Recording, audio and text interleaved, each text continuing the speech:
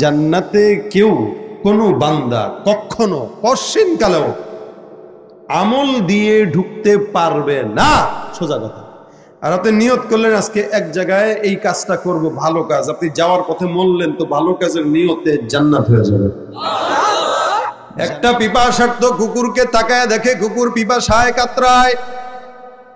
আল্লাহর নবী সাল্লাল্লাহু আলাইহি ওয়াসাল্লাম বলেন, ওই বান্দাটা পিপাসার্থ কুকুরকে নিজের পায়ের মোজার থেকে নিয়ে খুলে কুয়ার ভিতরে ঢুকে তারপরে পানি উঠায় দিয়া কুকুরকে খাওয়ায়।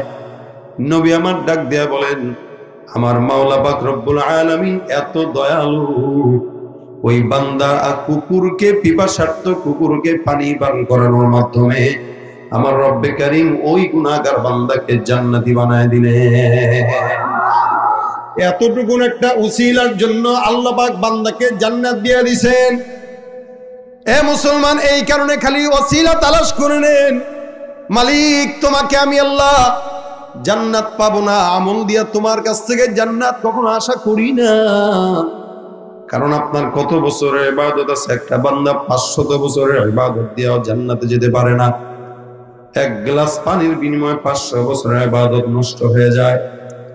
জাহান্নামের কোনা দিয়ে কোনোদিন যদি কোনো বান্দাকে হাঁটায়, ওই বান্দার যে পিপাসা লাগবে, সারা জিন্দেগি হাজারো বছরের ইবাদত থাকলেও ওই পানি, এক গ্লাস পানির বিনিময়ে সমস্ত ইবাদত দিয়া দিলেও এরপরে জান্নাত কিন্তু আর সম্ভব মিলবে না। সমস্ত ইবাদত এক গ্লাস বিনিময়ে, এক গ্লাস পানির বিনিময়ে তো দেওয়া লাগবে। জান্নাতে কিভাবে যাবে? আল্লাহ পাক রব্বুল আলামিন বলে, বান্দা, এই জন্য বারবার তোমরা ওসিলা তালাশ করো, নিয়তটাকে সহি করো। এই কারণে হাদিস শরীফে রাসূল বলেন, বেশি ইবাদতের দরকার নাই। আখলিস দীনাকা ইয়াকফিকাল আমালুল কলিল। কোন মুমিন বান্দা যদি ঈমানকে ঠিক রাখে, অন্তরকে পবিত্র রাখে, আমার রব্বে কারীম ওই বান্দার ওই অল্প আমলটাকেই নাজাতের জন্য যথেষ্ট বানায় দেয়। আল্লাহর নবী সাল্লাল্লাহু আলাইহি ওয়াসাল্লাম বলেন, মানুষের নাকের আগায় মাছি বসে না, বসে না, এমনি এমনি সরায় দেয়, কখনো ফু, মানে এটারে সরাই দিতে কোনো গায়েই লাগে না, থাপ্পড় দেওয়া লাগে না, লাঠিও নেওয়া লাগে না, ধমকে দেওয়া লাগে না, খালি হাত দিয়ে ইশারা করবেন চলে যাবে। নবী আমার বলেন, একজন বেঈমান বান্দা, বদ্দিন বান্দা, যত বড় গুনাহ হোক না কেন, গুনাহটাকে নাকের আগার মাছির মতো মনে করে। আমাদের কাছে ইসলামটা এই জন্যই সহজ। কেন? আমরা ফ্রি পেয়ে গেছি। সাহাবা আজমাইন ইসলামকে ফ্রি পায় নাই, এত সহজে পায় নাই। দাদার ভিটা ছেড়েছে, বাবার ভিটা ছেড়েছে, সম্পদ ছেড়েছে, বিবি ছেড়েছে, সবকিছু তারপরে এরপর নিজের জান পর্যন্ত কোরবান দিয়া ইসলাম 1400 বছর পরেও এখনো পর্যন্ত টিকে আছে তাদের কোরবানির বদৌলতে। আর আমাদের কাছে ইসলাম সহজ এই কারণে আমরা না জান দেই, না মাল দেই, না আমল করি, না সুন্দর কথা বলি, যার কারণে ইসলামের কোনো গুরুত্ব আমাদের কাছে নাই। আমরা ফ্রি বেঞ্চ। যদি তাদের মতো জান আর মাল দিয়ে ইসলাম পাইতাম, কশিনকালেও ইসলাম ছাড়া অন্য কোন দলকে, অন্য কোন রাস্তায় চলতে পারতাম না, কখনোই পারতাম না। পারি শুধুমাত্র এই কারণে। তাহলে ভাই, মুসলমান এটা দাবি করার নাম নয়, এটা মানার নাম। কিসের নাম বলেন? মানার নাম। বান্দা মুসলমান হওয়ার পরে গুনাহ যে করবে না বিষয়টা এমনও না, তবে ইচ্ছাকৃত গুনাহ নয়। অনিচ্ছাকৃত গুনাহ আল্লাহ পাক ক্ষমা করে দেন। অনিচ্ছাকৃত গুনাহ আল্লাহ যাকে চান তাকে মাফ করে দেন। ইচ্ছাকৃত গুনাহ আল্লাহ পাক সহজে মাফ করেন না। এজন্য নিয়ত রাখবেন ভালো কাজ করার, যে আল্লাহ আজকে নিয়ত করব রাত্রিবেলা 10 রাকাত তাহাজ্জুদ অথবা 4 রাকাত তাহাজ্জুদ নামাজ আদায় করব। নিয়ত করে যদি কোনো বান্দা ঘুমায়, আল্লাহ পাক রব্বুল আলামিন নিয়তের বরকতে বান্দাকে এই সারাটা রাত আমলনামায় সওয়াব দান করতে থাকবে। গুনাহের নিয়ত করা যাবে? জোরে বলেন, করা যাবে না। গুনাহের নিয়ত করা যাবে না। নেক কাজের নিয়ত করবেন, সেটা যত ছোট হোক। আর গুনাহটাকে কত বড় মনে করবেন। আল্লাহর নবী সাল্লাল্লাহু আলাইহি ওয়াসাল্লাম বলেন, একজন ঈমানদার বান্দা গুনাহটাকে কত বড় মনে করবে। নবী আমার ডাক দিয়া বলেন, বিশাল বড় পাহাড়, এত বিশাল বড় পাহাড়টা যখন ধসে পড়ার সম্ভাবনা থাকে, ওই পাহাড়ের নিচে তখন অন্য কোনো বান্দারা যায় না, বসেও না। একটা 10 তলা বিল্ডিং যদি ভেঙে পড়ার সম্ভাবনা থাকে, তাহলে ওই 10 তলা বিল্ডিং এর নিচে অন্য কোনো মানুষ বসেও না, যায়ও না। কেন যায় না? বলে বিল্ডিংটা যদি এখন ভাঙে তাহলে আমার মরা ছাড়া কোনো উপায় নাই। বিল্ডিং যদি পড়ে যায় মরা ছাড়া উপায় নাই। বিশাল বড় বিল্ডিং রে একজন বান্দা যেমন ভাবে ভয় করবে, নবী আমার ডাক দিয়া বলেন একজন ইমানদার বান্দা গুনাহটাকে তেমনই ভয় করবে। আর বেঈমান বান্দা গুনাহকে কত হালকা মনে করে। দুনিয়াতে আমরা যে সমস্ত মানুষরা বসবাস করি, আল্লাহ পাক রব্বুল আলামিন আমাদেরকে গুনাহের একটা মজা আমাদের ভিতরে দিয়েছেন, আবার ইমানের স্বাদ আল্লাহ পাক আমাদের অন্তরে দিয়ে দিয়েছেন। গুনাহের মজা এটা একরকম মজা, আবার নেক কাজের মজা এটা আরেক রকম মজা। গুনাহের মজা করার চাইতে নেক কাজের মজায় অনেক বেশি মজা। গুনাহের মজার চাইতে নেকের কাজে অনেক বেশি প্রশান্তি। ভুল না সঠিক বলেন তো? যারা নেক কাজ করে শান্তি পান এরা বুঝবেন, ইমানের কাজ করে যারা শান্তি পায় তারা বুঝবেন, সেজদা দিয়ে যারা সুখ পায় এরা বুঝে। চোরও চুরি করে সুখ পায়, আবার নামাজিও তাহাজ্জুদ করে সুখ পায়। উভয়ের সুখে পার্থক্য আছে না নাই? কথা বুঝতেছেন তো ইনশাআল্লাহ? কথা বুঝেন তো ইনশাআল্লাহ? খালি তাকায় থাকেন না, হা করে একটু জবাব টবাব দিয়েন, তাহলে বুঝবো যে আমার কথা আপনারা বুঝতেছেন। খালি এমনি মাথা নাড়াইবেন না, জবান দিয়া জি ঠিক, সুবহানাল্লাহ, আলহামদুলিল্লাহ, এই আওয়াজগুলো দেওয়া লাগে। তা জানেন আপনারা মাহফিলে আসলে যেগুলো দেওয়া লাগে জানেন? জবান খুলে বলেন আলহামদুলিল্লাহ, আল্লাহু আকবার, সুবহানাল্লাহ। যতক্ষণ আসি আওয়াজ দিয়ে দিবেন। রাজি আছেন? বাস বুঝাই দিলাম একবার, এরপর যেন বলতে না হয়। বান্দার দিলের ভিতরে ইমানের মজাও যেমন আছে, গুনাহের মজাও আল্লাহ দিয়ে দিছে, কিন্তু সব মজা একরকম না। গুনাহের মজা আর ইমানের মজার ভিতরে পার্থক্য আসমান আর জমিন। গুনাহের মজা যদি কেউ নিয়ে নেয় তাহলে অন্তর তাকে দিন কি দিন যত সামনে আগাবে তত ওই গুনাহের জন্য আফসোস করাবে। আর ইমানের মজা যে যত বেশি নিবে তার আফসোস হবে না, বরং ওই ইমানের জন্য তার দিলে যত দিন যাবে তত শান্তি অনুভব করবে। কেমন? আপনি এক সপ্তাহ আপনার নজরের হেফাজত করেন, এই এক সপ্তাহ আপনার দিলকে আপনার নিজের কাছে অনেক বেশি ভালো মনে হবে এবং আপনি বুঝবেন যে আপনি প্রত্যেকটা ইবাদতে মজা পাইতেছেন, এবং আপনি এটা অনুভব করবেন যে আপনার প্রত্যেকটা কাজে আল্লাহ পাক বরকত দান করতেছেন।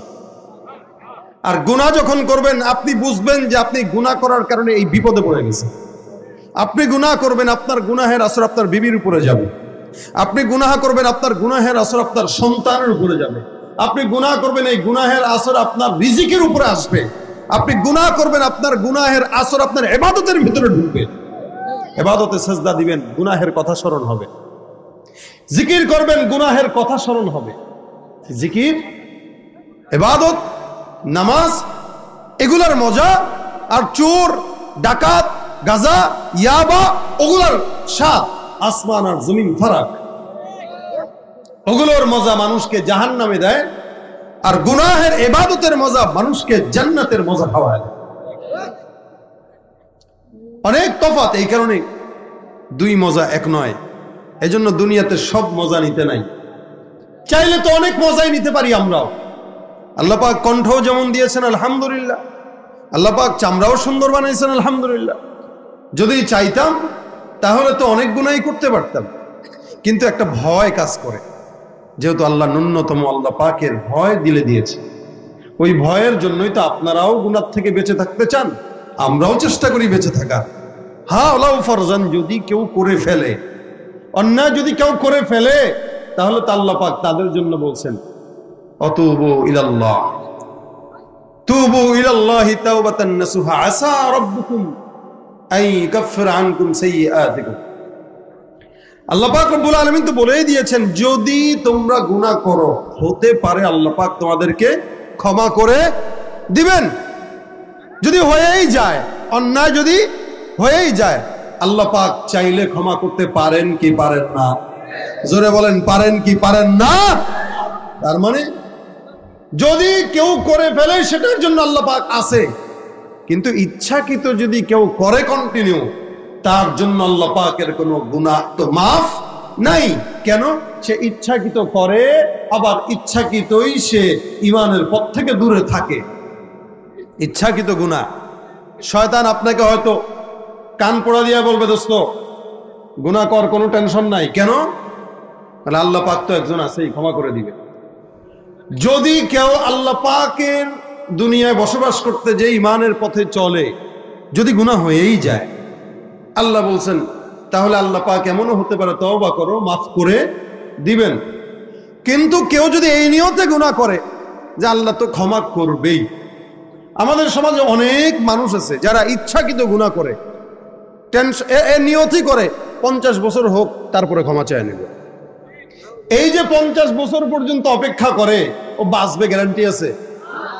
আপনারা দেখেন এই সমাজে কত মুরব্বীরা 80 বছর 70 বছর বসবাস করতেছে, অসুস্থ হয়ে হাসপাতালের বেডে পড়ে আছে, বিছানায় পড়ে আছে, মরণ হয় না। আবার কত যুবক 20 বছরে অ্যাক্সিডেন্টে মরে গেছে, দাদা বেঁচে আছে, নাতি নাই। তাহলে এই যে 50 বছরের একটা দীর্ঘ মেয়াদি চিন্তা করলো, বাঁচবে গ্যারান্টি নাই, এরপরেও করায়। কেন করায়? শয়তান তারে করাইছে। শয়তানও জানে যে এর কোনো মতে যদি আমি খালি গুনাহ থেকে, ইবাদত থেকে বাঁচায় রাখতে পারি, গুনাহ করাইতে পারি, তাহলে আমি সাকসেস। শয়তান তারা বোঝায়, দোস্ত তুই কয়টা গুনাহ করবি? 1 কোটি, আসমান সমান, জমিন সমান, তোর আল্লাহ তো আছেই, তোর আল্লাহ তোরে ক্ষমা করে দিবে, তোর টেনশন কি, তুই করতে থাক। এইভাবে বান্দাকে শয়তান গুনাহ করায়। কিন্তু আল্লাহ কি বলেন? ওয়ালাইসাতিত তাওবাতু লিল্লাযীনা ইয়া'মালুনাস সাইয়্যাত, যারা বারবার ইচ্ছাকৃত এরকম ভাবে গুনাহ করে, একবার তওবা করবে, আবার গুনাহ করবে, আবার তওবা করে, আবার গুনাহ করবে, ইচ্ছাকৃত গুনাহ, আল্লাহ পাক বলেন এদের কোনো তওবা আল্লাহর দরবারে মঞ্জুর হবে না। সোজা কথা।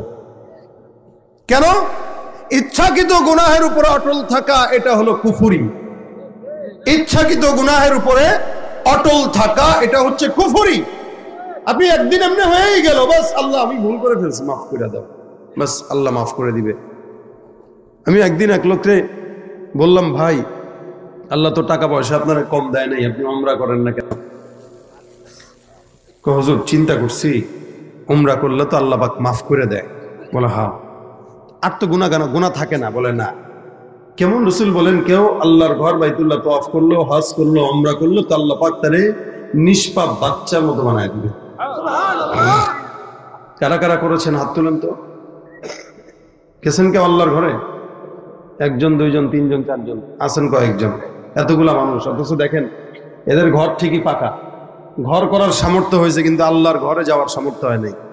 মিয়া দুনিয়ার সবকিছু উল্টায় যাক, আগে ওই জায়গায় যান। রিজিক লাগবে, সম্পদ লাগবে, ভালো বিবি লাগবে, চাকরি লাগবে, কি পাবেন না? বাবার দরবারে কোনো কিছু পাওয়া যায় না, কিন্তু মালিকের দরবারে সব পাওয়া যায়। বাবার দরবারে ডিম নিয়ে যায়, বাবা সন্তান না ডিম করে দেন, আছে না নাই? বউরে নিয়ে যাও, বাবা নিজের বাপরে অতবার আব্বা ডাকে না, ওই মাজারের ভণ্ড বাবারও যতবার আব্বা ডাকে, আছে না? বাবাও তো বুঝে যে ব্যাককল একটা আইছে, আগের থেকেই ওই দারোয়ান যে আছে এ তো জানে যে কে কি নিয়তে ঢুকতেছে, কোন কি কারণে আসছেন। তো সন্তান হয় না, আচ্ছা যাও যাও, তাহলে এই রাস্তা দিয়ে যাও, সন্তান না হইলে এই রাস্তা, ওইটা না হইলে ওই রাস্তা, রাস্তা ভিন্ন। এখন বাবা তো বুঝছে যে কোন দিক দিয়ে আসছে, বুঝতে পারছি, বলা হয় না গো বাবা কেমনে বুঝলেন আপনি? আছে না? বাবা কেমনে বুঝলেন? তোর বাবার কাছে সব এলহাম আছে, নাউজুবিল্লাহ, আস্তে কর। বাবা তো খবর আগের থেকেই জানে। ঠিক আছে বাবা, ও আব্বা, নিজের আব্বারেও তোমার আব্বা ডাকছেন, ও আব্বা গো, আব্বা আমার বউডারে, আব্বা একটু দেন না, সন্তান একটা আবার দেন না। বাবা ঠিক আছে, 3 দিনের এতেকাফে রাখা যায়। 3 দিনের এতেকাফে রাখা মানে যেই সন্তান আসবো ওইটা আর আপনার না, ওইটা আপনার বাপের সন্তান। ঠিক কিনা জোরে কোন? পীরগিরি আর মাজার পূজা চলছে দেশটা জুড়িয়া, শিরকি আর ভণ্ডামিতে দেশটা গেছে ভরিয়া। পীরগিরি কাদিরিয়ার মাজার পূজা চলছে দেশটা জুড়িয়া, শিরকি আর ভণ্ডামিতে দেশটা গেছে ভরিয়া। গাজার কলকিটান মারিয়া, গাজার কলকিটান মারিয়া দেখায় খাজার সার। ওরা শিক্ষিত শয়তান, ওরা শিক্ষিত শয়তান, ওরা শিক্ষিত শয়তান, ওরা শিক্ষিত শয়তান। ঠিক না?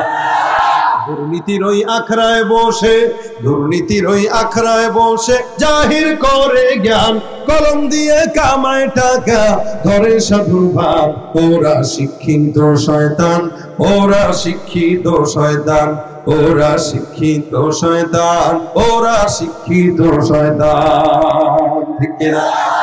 শিক্ষাঙ্গনের দিকে ভাইরে দেখো না চোখ মেলিয়া, ছাত্ররা সব বই ছাড়িয়া আছে শুধু প্রেম লইয়া।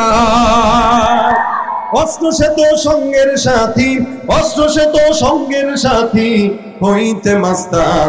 ওরা শিক্ষিত শয়তান, ওরা শিক্ষিত শয়তান, ওরা শিক্ষিত শয়তান, ওরা। আছে না নাই? রাগ করছেন নাকি একটু?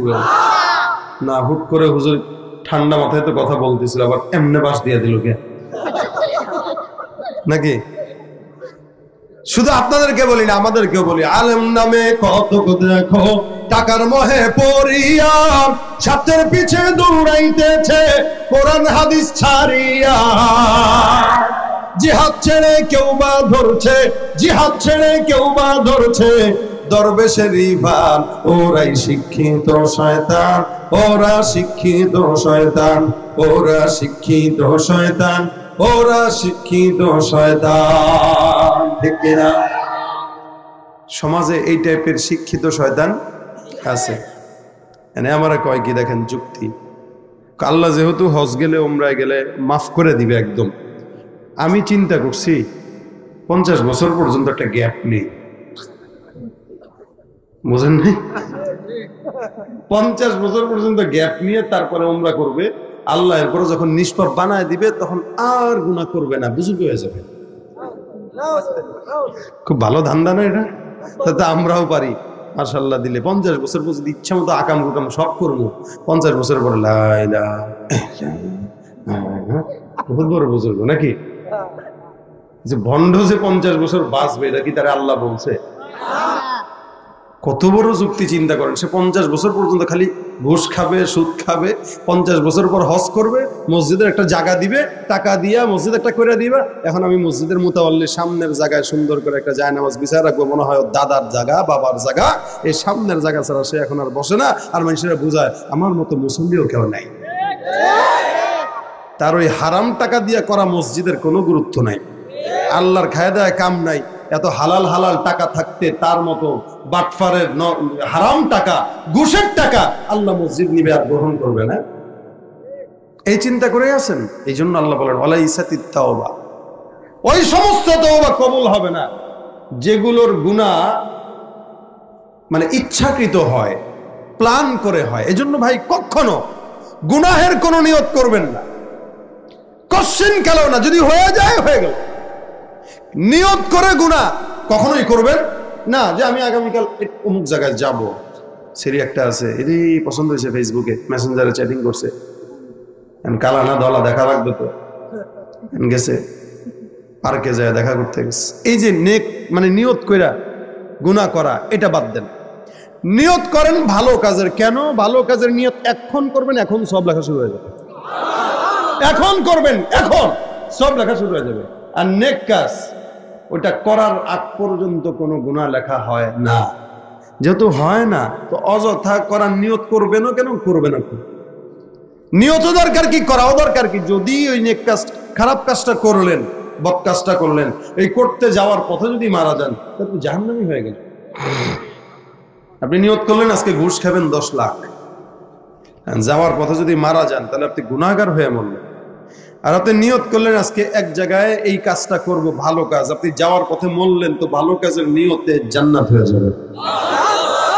জান্নাতে কেউ কোনো বান্দা কখনো কোশ্চিন কালেও আমল দিয়ে ঢুকতে পারবে না। সোজা কথা, আমল দিয়ে কোশ্চেন কালেও না।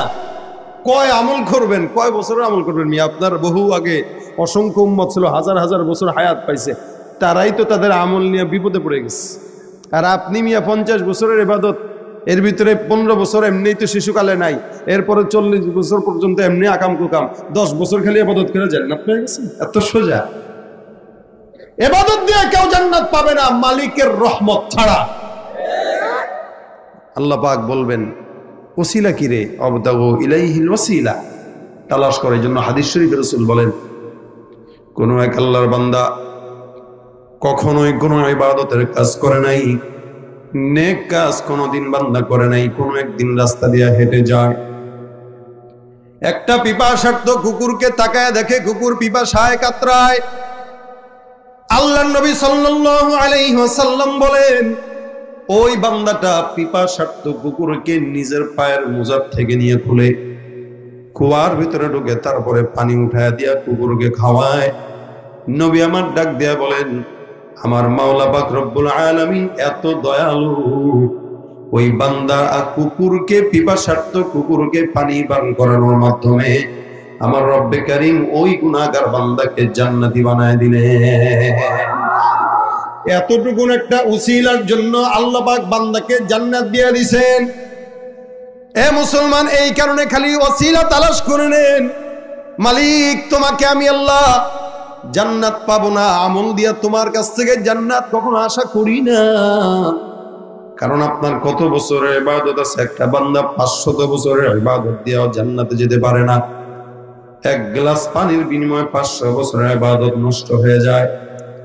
জাহান্নামের কোনা দিয়ে কোনোদিন যদি কোনো বান্দাকে হাঁটায়, ওই বান্দার যে পিপাসা লাগবে সারা জিন্দেগি হাজারো বছরের ইবাদত থাকলেও ওই পানি, এক গ্লাস পানির বিনিময়ে সমস্ত ইবাদত দিয়ে দিলেও এরপরে জান্নাত কিন্তু আর সম্ভব মিলবে না। সমস্ত ইবাদত এক গ্লাস বিনিময়ে, এক গ্লাস পানির বিনিময়ে তো দেওয়া লাগবে, জান্নাতে কিভাবে যাবে?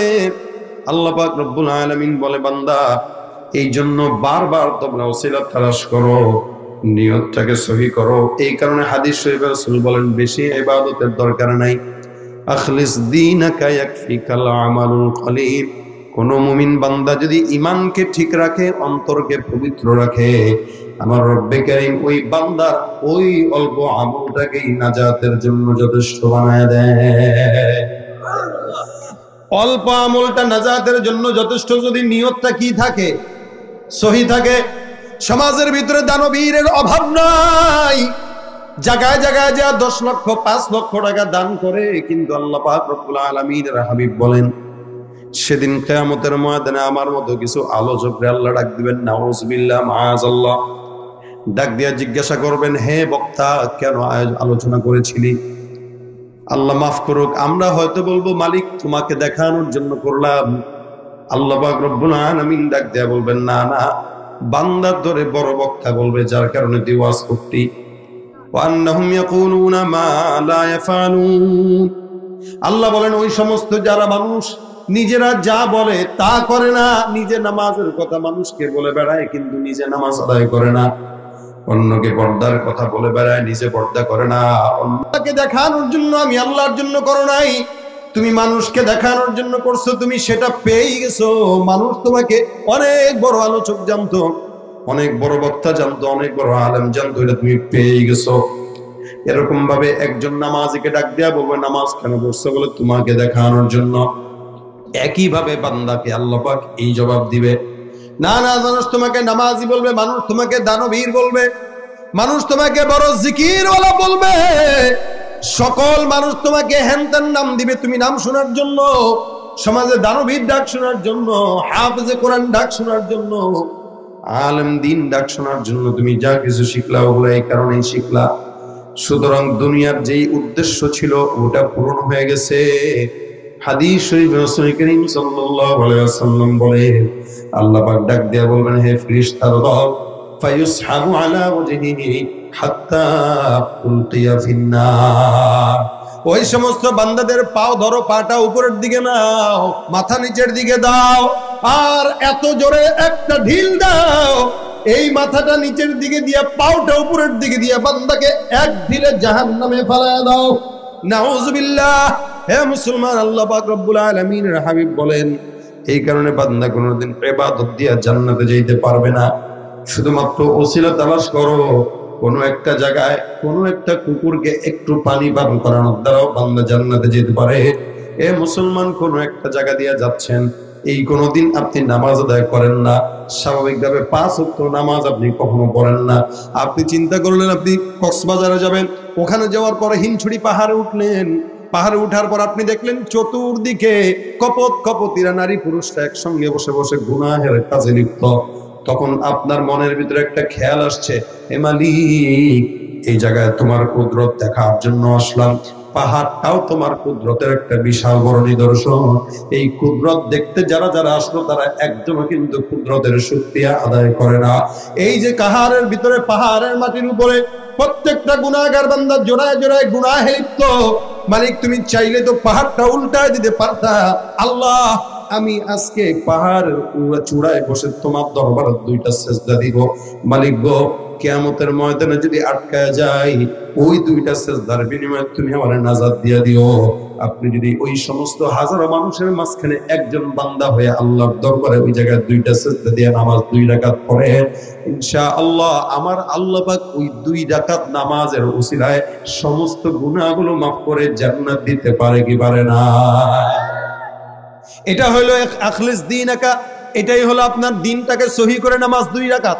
বাকি যেই নামাজগুলো আওয়াবিন পড়েন, চাষতো পড়েন, ইশরা করেন, যাই পড়েন, সব মনে করেন মানুষকে দেখানোর জন্য করলে মানুষ আপনাকে বড় বুজুর্গ মনে করবে। যার কারণে ফজরের নামাজের পর আপনি তসবিহ ছাড়া উঠেন না। রাস্তায় যখন হাঁটেন হাতের ভিতরে তসবিহ রাখেন, বিশাল বড় রুমাল একটা মাথায় দেন, অথবা বিশাল বড় পাগড়ি একটা মাথায় দেন। এলাকায় হাঁটেন, তসবিহটা দেখায় দেখায় মানুষ আপনারা বলবো, ওই দেখো বুজুর্গ যায়, হুজুর যায়, দোয়া চাবে, হাদিয়া দিবে, সম্পদ পাঠাবে। এই নিয়তে কোনো বান্দা যদি ইবাদত করে, কোশ্চিন কালেও মরণ পর্যন্ত ইবাদত করবে, মাগার জান্নাত মিলবে না। এই জন্য ভাইরা আমার, বুজুর্গি এটা কাকে বলে মনে করছেন? তাহাজ্জুদ নামাজ পড়লেই বুজুর্গ হয়? আপনি বুজুর্গ হইতে গেলে তাহাজ্জুদ দরকার আছে? বুঝেন, বুজুর্গ হইতে গেলে তাহাজ্জুদ দরকার নাই। আমি বলি, আপনারা মনে করবেন যে কিরে তাহাজ্জুদ তো দরকার না। বুজুর্গ হইতে গেলে তাহাজ্জুদ দরকার নাই, বুজুর্গ হইতে গেলে নফল দরকার নাই, বুজুর্গ হইতে গেলে জিকিরও দরকার নাই, বুজুর্গ হতে গেলে এত বেশি ইবাদত দরকার নাই। বুজুর্গ হইতে গেলে কি দরকার? সির্ফ এক বাত, বুজুর্গ যদি কেউ হতে চায়, ওই বান্দা যেন নিজেকে ছোট্ট থেকে ছোট্ট গুনাহ থেকে বাঁচায় রাখে। যে নিজেকে গুনাহ থেকে বাঁচাইলো তার মতো বড় বুজুর্গ দুনিয়াতে কেউ নাই। এত কিছু দরকার নাই। তাহাজ্জুদ পড়তে পারেন বা না পারেন এটা অপশনাল। নফল পড়তে পারেন কি না পারেন অপশনাল। পড়লেও সমস্যা নাই, না পড়লেও গুনাহ নাই, পড়লে সওয়াব আছে হালকা। কিন্তু আপনি ওইটার চেয়ে বেশি গুরুত্ব দেন এটাকে, যে একটা ছোট্ট গুনাহ আমি করব না, বাস গুনাহ থেকে বাঁচেন। তো আপনার মতো বড় বুজুর্গ কেউ নাই। বিশাল বড় বড় বুজুর্গ গুনাহ করে না, কিন্তু ওদিক দিয়ে নামাজ আদায় করে, সব মানুষকে দেখানোর জন্য করে। এই জন্য রিয়া ইবাদত, যেটা মানুষকে দেখানোর জন্য যে ইবাদত, ওই ইবাদতকে মুহাদ্দিসিন মুফাসসিরিন বলে এটা হলো শিরক ফিল খাফা। মানে গোপন ইবাদত, যে ইবাদতটা আল্লাহর জন্য করেন ওইটা বান্দার জান্নাতের কারণ হয়। আর যে ইবাদত বান্দাকে দেখানোর জন্য হয়, ওই ইবাদতটা বান্দা আল্লাহর সঙ্গে শরীক করে নেয়। ভাইরা আমার, খুব বুঝবেন, আল্লাহ পাক ছোট থেকে ছোট গুনাহ, ছোট থেকে ছোট ইবাদত যেটা আল্লাহর জন্য করবেন, ওইটার উসিলায় মাফ করে দেয়। ওই যে নবী বলেছেন, একটা বান্দা কুকুরকে পানি পান করানোর দ্বারা উসিলা তালাশ করে মাফ করে দেয়। এই জন্য ভালোর নিয়ত করবেন, খারাপের নিয়ত করা যাবে। আগামীকাল খুব খেলা হবে না, জম্পোস খেলা হবে। আমার গত আজকে বয়স দিয়ে আমার পাঠাইছে হুজুর, আগামীকাল রাতের যে মাহফিলটা ওইটা তো ক্যান্সেল। কেমনে? 1 বছর আগে এত আব্বা ডাইকা নিলেন ডেট, একদিন আগে এখন ক্যান্সেল করেন। হুজুর মাফ করবেন, যুবকরা সব খেলা দেখবে, তো এই খেলার বরকতে মাহফিল শেষ। চিন্তা করতে পারেন, আমাদের তো ভাই একটা করে থাকে না, 2-3টা করে থাকে। ভাবছিলাম যাক একটা যদি হইতো তাহলে একটু বাসায় ঘুমাইতে পারতাম, ভালোই হয়েছে, কিন্তু তো এটা তো আর সম্ভব না। কিন্তু মাহফিল ক্যান্সেল হচ্ছে খেলার কারণে। চিন্তা করতে পারেন আপনারা? মানে এক জায়গায় একটা কোরআন আছে, কোরআনটাকে সরায় দিয়া ফুটবল রেখে দিচ্ছে। এই জায়গায় কোরআন আছে, আপনি কোরআন সরায় দিয়ে ফুটবল এখানে রেখে দিলেন, তার মানে আপনার কাছে কোরআনের চেয়ে ফুটবল দামি হয়ে গেছে। আর এগুলোর ভিতরে যায় কারা? আপনার আমার সন্তানরাই যায়। এরাও মুসলমান, দাবি করে মুসলমান, আল্লাহর কসম এরা মুসলমানের জাতের মধ্যে পড়ে না।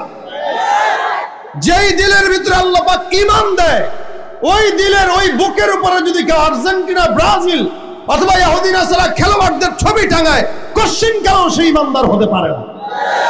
কিভাবে ঈমানদার হবে সে? তার দিলে তার ঈমানের দাম নাই, ফুটবলের দাম, ইহুদির দাম, নাসারার দাম। ও তো ইহুদির চাইতেও খারাপ, ও তো হায়ানের চাইতেও খারাপ, ও কুত্তার চাইতেও খারাপ। খারাপ শোনা গেল, এই কথা আমার নয়, এটা আল্লাহ পাকের কথা। আমি একটু কঠিন ভাষায় বলছি। আল্লাহ পাক যদি আমাদেরকে ডাইরেক্ট ধমক দিয়ে শোনাইতে পারতেন, আল্লাহ এর চাইতেও ধমক দিতেন, এর চাইতেও ধমক দিতেন। আমরা বান্দার গলা দিয়ে কটুক ধমক দেবো মিয়া? আমার কাছে একটা বাচ্চার ধমকের কোনো ভেল আছে? আমার কাছে এটা এমনি মনে হবে। তা আমার কাছে, আমার মালিকের কাছে আমার ধমকের আর কি গুরুত্ব আছে? আমার মালিক যদি বলতে পারতেন, সরাসরি কথা বলে শোনাইতে পারতেন, আমার চাইতেও ধমক দিয়া বেশি করে বলতেন যে তোরা মুসলমানের বাচ্চা। কেমনে মুসলমান দাবি করতেছে, আবার ইহুদিদেরকে ফলো করে ইহুদিদের জন্য নিজের ভাইকে মারতেছে, স্বামী স্ত্রীকে তালাক দিচ্ছে। দেখেছেন আপনারা? সংবাদে দেখেছেন? দেখেন নাই মনে হয়, এটা সংবাদে আসছে। আমার কাছে এই একজন ফতুয়া এই জিনিসটা নিয়ে পাঠাইছে মেসেঞ্জারে, যে হুজুর দুষ্টমি করে আমার বরের সাথে এই করেছিলাম, বর আমাকে, আমি ব্রাজিল, বর আর্জেন্টিনা, বর রাগের মাথায় আমার তালাক দিয়ে দিয়েছে, একসাথে 3 তালাক। আপনাদের কাছে আশ্চর্য লাগতেছে, হাসি লাগতেছে, কিন্তু এটা দুঃখের বিষয়, এটা দুঃখের বিষয়। দেখেন কোন জায়গার কোন ইহুদি নাসারা খেলে, আর তালাক হয় কোথায়, তালাক হয় কোথায়, খুন হয় কোথায়। চিন্তা করতে পারেন, বিবির সঙ্গে স্বামী ঘুমাইতেছে না, স্বামী একটা করে, বিবি একটা করে। আজীব অবস্থা, এত বড় ফিতনা। এই ছোট্ট ফিতনা থেকে যদি বাঁচতে না পারেন ভাই, দাজ্জালি ফিতনা থেকে কেমনে বাঁচবেন? কিভাবে বাঁচাবেন? কিভাবে বাঁচাবেন? যেখানে এত ওলামা একরাম আপনাদেরকে সতর্ক করতেছে, ভাই যায়েন না, যায়েন না, ওটা আমাদের না, ওটা আমাদের না। আপনারা নিজেরা খেলেন, নিজেরা খেলেন, এলাকার ভিতরে খেলা করেন, সমস্যা নাই। কিন্তু যেই খেলার ভিতরে হারাম জুয়া আছে, যেই খেলার ভিতরে সতর খোলা আছে, ওই খেলা জায়েজ নেই, ওই খেলা জায়েজ নেই, হারাম। আপনারা হারামের প্রতি এত ঝুঁকে গেলেন কিভাবে? হাসতে হাসতে আমরা জাহান্নামে যাইতেছি, আমরা উল্লাস করতে করতে জাহান্নামে যাইতেছি। মানে কেমন অবস্থা জানেন? আগুন এক জায়গায় এরকম বিশাল গর্ত করে আগুন জ্বালাইলেন, আর এক একজন হাসতে হাসতে লাফ দিতেছে আগুনে, হাসতে হাসতে লাফ দিতেছে আগুন। বিষয়টা এমন, আমরা হাসতে হাসতে জাহান্নামে যাচ্ছি, এতটুকু ফিতনা থেকে বাঁচতে পারতেছি না। এরা আবার মুসলমান দাবি করে। দেখবেন রাত একটা দিন, একটা রাতে 5 মিনিটের জন্য তাকে আপনি ডাক দিয়া নামাজ পড়াইতে পারবেন না, পারবেন না নামাজ পড়াইতে।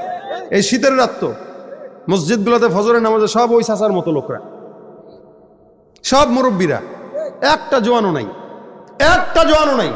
আগে যদি মুসল্লি হয়তো 50 জন, এখন হবে 5 জন, নামাজ পড়বে না।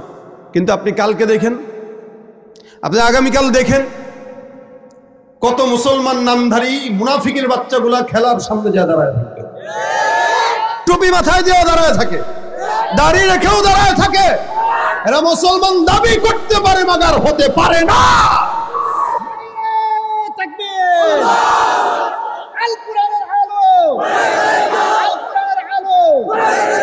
তুমি রমজান এলে রাখো না রোজা, দিনকে করো আঘাত, পয়সা করির নেই তো অভাব, দাও না তো যাকাত। তুমি রমজান এলে রাখো না রোজা, দিনকে করো আঘাত, পয়সা করির নেই তো অভাব, দাও না তো যাকাত। তুমি ইমানদারির বড়াই করো, নেই তোমার ঈমান, ইমানদারির বড়াই করো, নেই তোমার ঈমান। তুমি কেমন মুসলমান, তুমি কেমন মুসলমান, কেমন মুসলমান, তুমি কেমন মুসলমান। নামাজের সাথে নাই পরিচয়, মানো না কুরআন, নামাজের সাথে নাই পরিচয়, মানো না কোরআন, তুমি কেমন মুসলমান? নবীর উম্মত দাবি করো, সুন্নাহ মানো না, নবীর অপমানে তোমার হৃদয় কাঁদে না। রাসূলের উম্মত দাবি করে মেসির মতো চুল রাখে। আপনি আর্জেন্টিনা করবেন তো আপনি মেসির মতো চুল রাখবেন, এটাই স্বাভাবিক। আপনি ব্রাজিল করবেন, নেইমারের মতো রাখবেন। আপনি অন্যান্য দল করবেন, তাদের দলের দলপতির মতো রাখবেন। আর আপনি ইসলাম যদি করেন তাহলে মুহাম্মদ রাসূলুল্লাহর মতো রাখবেন। আপনার চুল দেখলে বোঝা যাবে আপনি মুসলমান না ইহুদি নাসারা। সোজা কথা, চুল দেখলেই বোঝা যাবে নবীর উম্মত নাকি ইহুদিদের উম্মত। নাম আছে, লেভেল আছে উম্মত, কিন্তু আপনি মূলত ইহুদি নাসারার গোলাম। তুমি নবীর উম্মত দাবি করো, সুন্নাহ মানো না, নবীর অপমানে তোমার হৃদয় কাঁদে না। তুমি বিজাতীয় সংস্কৃতিতে চপেছ পরাণ, বিজাতীয় সংস্কৃতিতে চপেছ পরাণ। তুমি কেমন মুসলমান, তুমি কেমন মুসলমান? নামাজের সাথে নাই পরিচয়, মানো না কোরআন, নামাজের সাথে নাই পরিচয়, মানো না কোরআন। তুমি কেমন মুসলমান? ঠিক কিনা? এত সোজা ইসলাম আমাদের কাছে এত সহজ কেন জানেন? অন্যতম কারণ যেটা আমি বের করছি সেটা হইল, ইসলাম আমাদের কাছে সহজতার পিছনে কারণ হইলো আমরা ফ্রি ইসলাম পাইছি। কি পাইছি? Free free free. আমার বাপে মুসলমান, আমার দাদা মুসলমান, জন্মের পরে আমিও মুসলমান। কালেমাও অনেকে পড়ে নাই, কানেও অনেকে আজান দেয় নাই। বর্তমান সময়ে হাসপাতালে হয়, সিজারে হয়, আজানটা পর্যন্ত দেয় না। তাহলে এই মুসলমান তো আর্জেন্টিনার ভক্ত হবে না, কার ভক্ত হবে? কানে আজান দেওয়া দরকার, ইকামত দেওয়া দরকার, দিচ্ছে না, জানেই না দেওয়া লাগবে। আমার কাছে সেদিন মসজিদে এক মুসল্লি এসে বলতেছে, হুজুর আমি কি করব? বলে কেন? আব্বা আম্মা তো আমারে আকিকা দেয় নাই। তোর বয়স কত? আমার বয়স তো এখন 38 চলে। 38 চলে, তার বাপ মা তার আকিকা দেয় নাই। যদি এটা 38 বছর আগে হইতে পারে, তার ওটা তো এমনি এমনি হয়ে গেছে, মানে মূর্খতার কারণে হয়েছে। আর এখন তো ইচ্ছাকৃত হয়। না না, জন্মের পরে যদি আজান শোনায় তাহলে জঙ্গি হয় যদি। কারণ অনেকে তো আমাদের দেশে নারায়ে তাকবীর আল্লাহু আকবার ধ্বনিকেই জঙ্গিবাদ মনে করে, অনেকে মনে করে। তাহলে সে আবার সন্তানের কানে কেমনে আজান দিবে? আজান দেয় না বলেই তো এগুলো সব আর্জেন্টিনার গোলাম হয়, ব্রাজিলের গোলাম হয়। মুসলমান দাবি করতেছে আমাদের কাছে ইসলামটা এই জন্যই সহজ। কেন?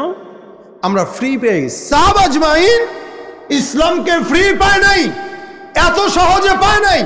দাদার ভিটা ছেড়েছে, বাবার ভিটা ছেড়েছে, সম্পদ ছেড়েছে, বিবি ছেড়েছে, সবকিছু তারপরে এরপরে নিজের জান পর্যন্ত কোরবান দিয়া ইসলাম 1400 বছর পরেও এখনো পর্যন্ত টিকে আছে তাদের কোরবানির বদৌলতে। আর আমাদের কাছে ইসলাম সহজ এই কারণে আমরা না জান দেই, না মাল দেই, না আমল করি, না সুন্দর কথা বলি, যার কারণে ইসলামের কোনো গুরুত্ব আমাদের কাছে নাই।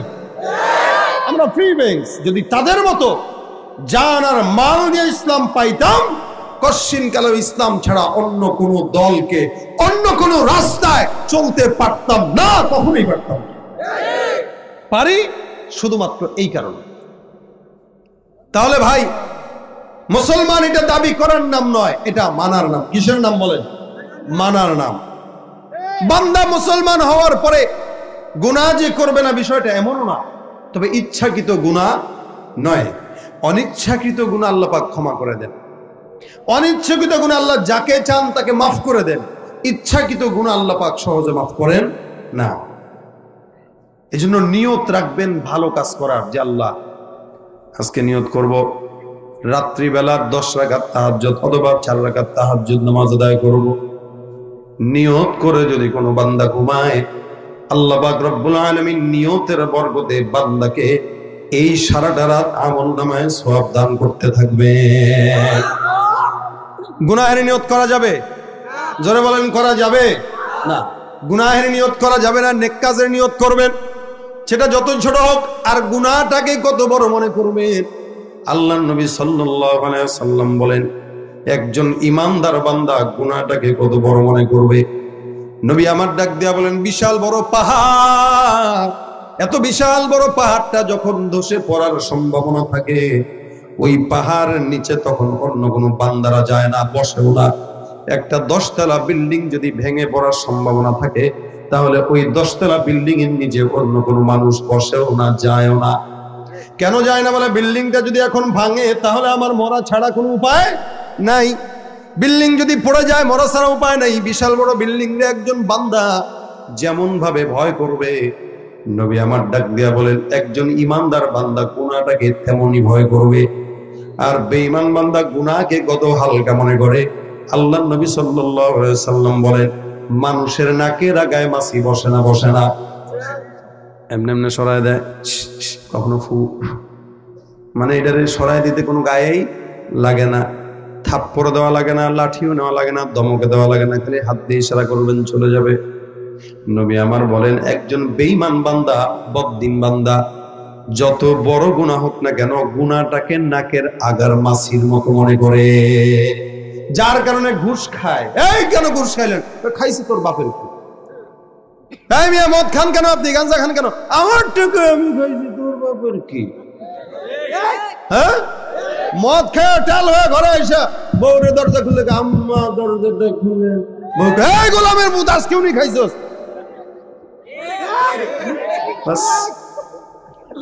খাইতেছে বউরে আম্মাটাকে, মারে বউটাকে। কেন খাইলেন? খাইছে আমার টাকা, খাইছে তোর টাকায় খাইছে। কি হয়েছে? মাছি যেরকম মনে করে হালকা, গুনাহটারেও হালকা মনে করে। মশারকে যেমন হালকা মনে করে, গুনাহকেও হালকা মনে করে। এই কারণে গুনাহকে হালকা মনে করেন না। ছোট ইয়াকুম ওয়া মুহাক্কারাতিদ দুনুব, নবী বলেন, ছোট্ট থেকে ছোট্ট গুনাহ থেকে বাঁচাও, বাঁচো। কেন? ফাইন্নাহুন্না ইয়াজতামিউনা আলাইহিন, বান্দা যখন ছোট গুনাহ একটা একটা করে করতে থাকে, ওগুলো সব জমা হয়। আপনি ছোট ছোট কাগজ একটু একটু করে ছিঁড়বেন আর ফেলবেন, ফেলবেন, ফেলবেন, স্তূপ হবে না? স্তূপ হয়ে যদি কাঠি দেন, জ্বলতে সময় লাগবে? বান্দা গুনাহ করে, একটু একটু একটু একটু করে করে কাঁধের উপরে জমা হয়, স্তূপ হয়। তখন আগুন যেভাবে ওই লাকড়িকে জ্বালায় দেয়, তখন ঠিক বান্দার গুনাহগুলো বান্দাকে জ্বালায় দেয়। এই জন্য সবসময় নিয়ত করবেন, ছোট্ট থেকে ছোট্ট গুনাহ করব, ছোট থেকে ছোট নেক ছাড়বো। রাজি আছেন ইনশাআল্লাহ? আল্লাহ তুমি আমাদেরকে গুনাহ মুক্ত জিন্দেগি দান করো। এত বেশি ওয়াজের দরকার নাই। এরপরেও আলহামদুলিল্লাহ, আলোচক আলহামদুলিল্লাহ আপনাদের সামনে চলে আসছেন, গুরুত্বপূর্ণ কথা বলবেন। আমি চাই আমার থেকেও দামি কথা উনি বলবেন, এবং ইনশাআল্লাহ আপনারা সেগুলো আমল করবেন। রাজি আছেন ইনশাআল্লাহ?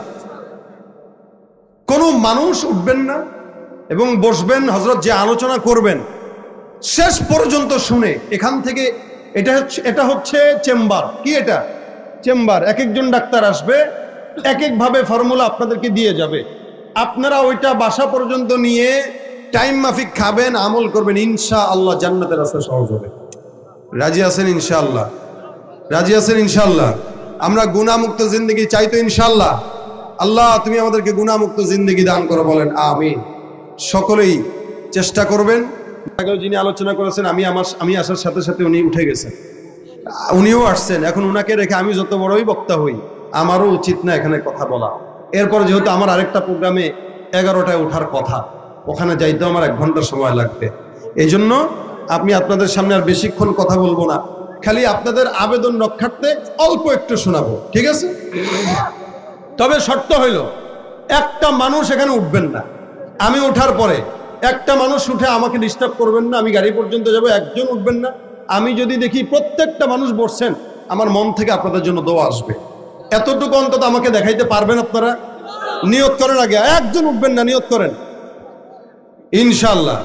হুজুর আলোচনা করবেন, একজন উঠবেন না, এই শর্তে আমি গজল শোনাচ্ছি। আমি যদি কাউকে উঠতে দেখি আর হাত বাড়াইতে দেখি, আমি থাপ্পড় দিব। সোজা কথা বলে দিলাম, ঠিক আছে ইনশাআল্লাহ? বিশ্ব নবীর অপমানে যদি না কাঁদে তোমার মন, মুসলিম নয় মুনাফিক, তুমি নবীজির দুশমন। নবীর প্রেমে জীবন দেবে কে আছো নওজোয়ান, তকবীর তুলে সিংহ শাবক হও তুমি আগুয়ান। তোমার বুকে ইমানের বল, জবানে আল কোরআন, ভয় কাঁপে কাপুরুষ সব আর নরাধম শয়তান। জীবনের চেয়ে বুকে আছে বেশি নবীজির সম্মান, কেমনে তুমি থাকবে বসে হলে তার অপমান। সাচ্চা মুসলমান ইমান তোমার ধন, নবীর প্রেমে জাগ্রত তুমি নির্ভীক পালোয়ান। তুমি সাচ্চা মুসলমান ইমান তোমার ধন, নবীর প্রেমে জাগ্রত তুমি নির্ভীক পালোয়ান। শ্রেষ্ঠ নবীর ব্যঙ্গ করে পাপিষ্ঠ আর বদনসিব, আমরা তাদের ঘৃণা জানাই ধিক ধিক ধিক শতধিক। জাতিসংঘের কাজ কি তবে দর্শক হয়ে থাকবে চুপ, সাম্প্রদায়িক সম্প্রীতি আজ যাচ্ছে ভেঙে পাচ্ছে লোক। আজকে যারা কুলাঙ্গারের পক্ষপাতী করছো সব, তোমরা কেহ ছাড় পাবে না, শক্ত ধরা পড়বে ঠিক। বয়কট হবে, ধিকৃত হবে বিশ্ব জুড়ে, নিন্দা কুড়াবে জাগলে মুসলমান, জাগলে মুসলমান। তুমি সাচ্চা মুসলমান ইমান তোমার ধন, নবীর প্রেমে জাগ্রত তুমি নির্ভীক পালোয়ান। তুমি সাচ্চা মুসলমান ইমান তোমার ধন, নবীর প্রেমে জাগ্রত তুমি নির্ভীক পালোয়ান।